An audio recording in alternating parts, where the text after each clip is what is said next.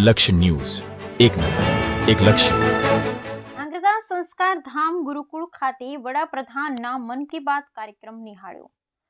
2024ની સાલનો છેલ્લો કાર્યક્રમ. આગામી નવા વર્ષમાં આપણા સંવિધાનને 75 વર્ષ પૂર્ણ થવાના છે.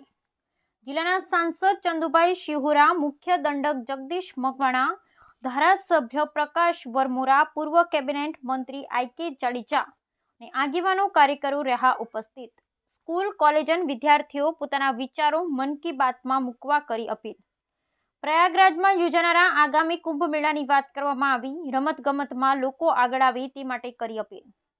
દેશના વડાપ્રધાન દ્વારા દર મહિનાના છેલ્લા રવિવારે મન કી બાતના કાર્યક્રમનું આયોજન કરવામાં આવે છે. ત્યારે આજે મન કી બાત લાઈવ કાર્યક્રમને ધ્રાંગધ્રા સંસ્કાર ધામ ગુરુકુળ ખાતે જિલ્લાના સાંસદ ચંદુભાઈ, નાયબ મુખ્ય દંડક જગદીશ મકવાણા, ધારાસભ્ય પ્રકાશ વરમોરા, પૂર્વ કેબિનેટ મંત્રી આઈ.કે. જાડેજા સહિત શહેરના ભાજપના હોદ્દેદારો ઉપસ્થિત રહ્યા હતા. મન કી બાત કાર્યક્રમ થકી લોકોને ઘણું જાણવા મળે છે, તેમજ લોકો જે સારું કામ કરે તે વાતોને લોકો સુધી લઈ જવા માટેનું માધ્યમ છે.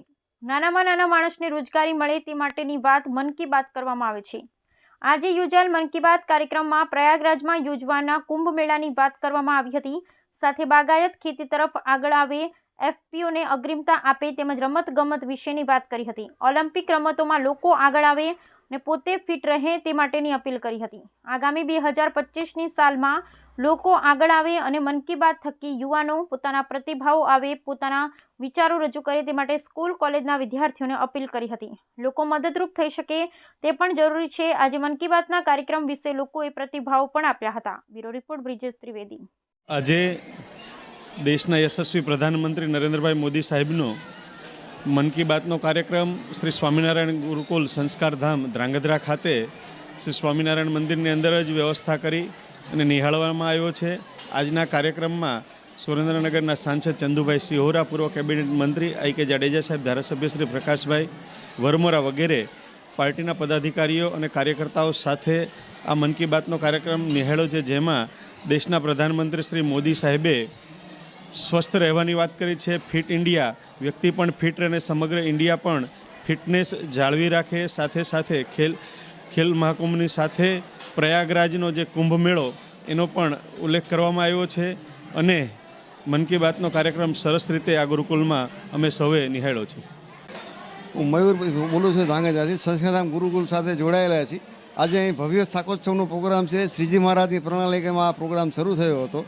સાથે સાથે મન કી બાતનો પ્રોગ્રામ બહુ સરસ લાવ્યો હતો. એમાં મોદી સાહેબે જે વાત કરી, મેલેરિયાની વાત કરી, પ્રયાગ કુંભમેળાની વાત કરી, ખેલ કુંભની વાત કરી, ફિટ ઇન્ડિયાની વાત કરી કે કેવી રીતે સ્વસ્થ રહેવું, કેન્સર સામેની બી વાત કરી કે કેન્સર સામે કેવી રીતે ઝઝૂમવું, કેવી રીતે મહાત કરવું એને, અને ભારત સુખાકારીને આરોગ્ય વધે એ પ્રમાણે એમને બધાને આશીર્વાદ આપ્યા અને ખૂબ મજા આવી. અને મન કી કાર્યક્રમ બી અમે વારંવાર ઘણા ટાઈમથી જોયું છે અને આજે પણ અહીંયા જોયો, ખૂબ આનંદ થયો, ખૂબ મજા આવે. જય સ્વામિનારાયણ. મારું નામ સુરેશભાઈ પટેલ, શ્રી સ્વામિનારાયણ સંસ્કારધામ ગુરુકુલના સંસ્થાપક, અમારા ગુરુદેવ પરમ પૂજ્ય સદગુરુ શ્રી રામકૃષ્ણદાસજી સ્વામીના સંકલ્પથી પ્રતિવર્ષ ગુરુકુલની અંદર શાકોત્સવનું આયોજન થાય છે. એ શાકોત્સવમાં આજે અમે આવ્યા. એ કાર્યક્રમ અંતર્ગત મન કી બાત એ કાર્યક્રમ અમે અહીં નિહાળ્યો. કાર્યક્રમની અંદર આપણા માનનીય વડાપ્રધાન શ્રી નરેન્દ્રભાઈ મોદી સાહેબે પ્રયાગરાજમાં આયોજિત કુંભ મેળાની ખૂબ સુંદર મજાની વાત કરી. સાથે સાથે રમતગમત પ્રત્યે આપણા બાળકો, યુવાનો સૌ કોઈની રુચિ વધે અંતર્ગત રમતગમતની ખૂબ જ વાતો કરી. શરીર સ્વસ્થ રહે, સાથે સાથે ઘણી બધી દેશની પ્રગતિમાં આપણે કઈ રીતે મદદરૂપ થઈ શકીએ એવી ઘણી બધી વાતો કરી. અમને એ કાર્યક્રમમાં ખૂબ આનંદ આવ્યો. ધન્યવાદ.